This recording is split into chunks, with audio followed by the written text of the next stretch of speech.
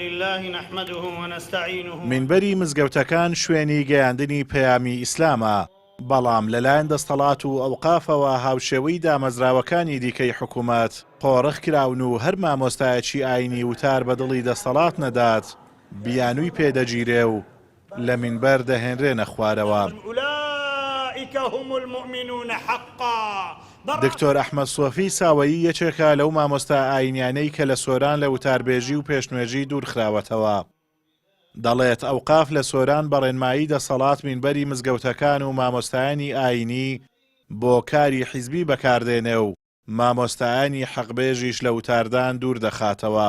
هەر کاتێک وتاری مامۆستایەکی ئاینی وەکو من یان وەکو هەر مامۆستایەکی دیکە تێکگیر ببێ لەگەر سیاسەتیان لەگەر باسی گەندەڵیەکانیان بکەی، باسی نەعەدالەتەکانیان بکەی، باسی بێسەروبەریەکەیان بکەی،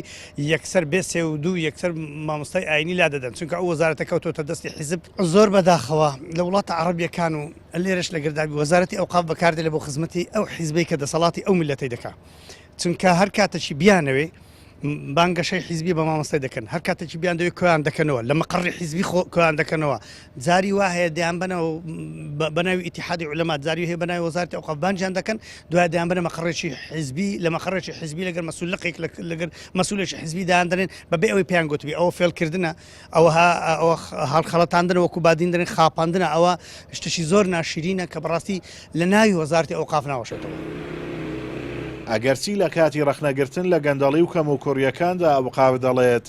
نابێ مزگەوتەکان و مینبەرەکانیان بۆ کاری سیاسی بەکاربێت،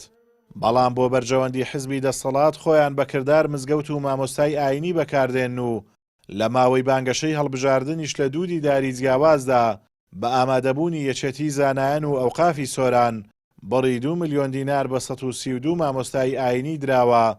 لە لقی سۆرانی پارتی دێموکرات و داوای کارکردن و هەڵمەتی دەنگدان لە مامۆستایانی ئاینی کراوە بۆ ئەو حیزبە.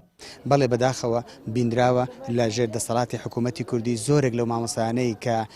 بەرگریان لە حەق کردووە لە وتار لادراون بەوەی کە لە بەرژەوەندی دەسەڵات یا لە بەرژەوەندی حیزبی قسەیان نەکردیە، ڕاستەوخۆ هاتوون پێگەی منبەرەکەیان لە مامۆستا سندوتەوە یا بە جۆرێک هەڕەشەیان لە مامۆستا کردووە لە شێوازێکی دیکەش ڕێک ئەو پەندە کوردیە بانێکە و دووهەوە دێن بۆ مەرامی خۆیان لەگەڵ مامۆستای ئاینی هەڕەشە بەکاردێنن، لە منبەردووریان دەخەنەوە یا هەندێکیان بە ئاراستەیەک زەخت و زۆریان لێ دەکەن کە مامۆستا بە ئارەزوو بە حەقیان بۆ بکاتە ناحەق بە شێوازێک قسە بکە، یا لەو سەردێن پارە بەکاردێنن بەرامبەر بە مامۆستایان و پارەیان پێدەدەن تا لە بەرامبەردا، یا لە کاتی بانگەشە مامۆستای ئاینی ببرێتە بارەگا حیزبیەکان یا بە مەبەست و مەرامێکی تایبەت قسەی پێ بکرێ. بەڕاستی ئەوانەشتی سەیر و غەریب و نامۆن بە کەلتوری ئەم میلەت. کاری مامۆستایانی ئاینی گەیاندنی پەیامی پێغەمبەر و ئاینی پیرۆزی ئیسلام و خزمەتی کۆمەڵگەیە، بەڵام دەسەڵاتی ئەلمانی خۆسەپێن بە جۆرێک منبەرەکانی قۆڕخ کردووە ڕێگە نادەن ئیسلام وەک خۆی بگات، بەڵکو ئیسلامێکیان دەبێت تەنها ناو بێت و لە حکومڕانیدا بوونی نەبێت.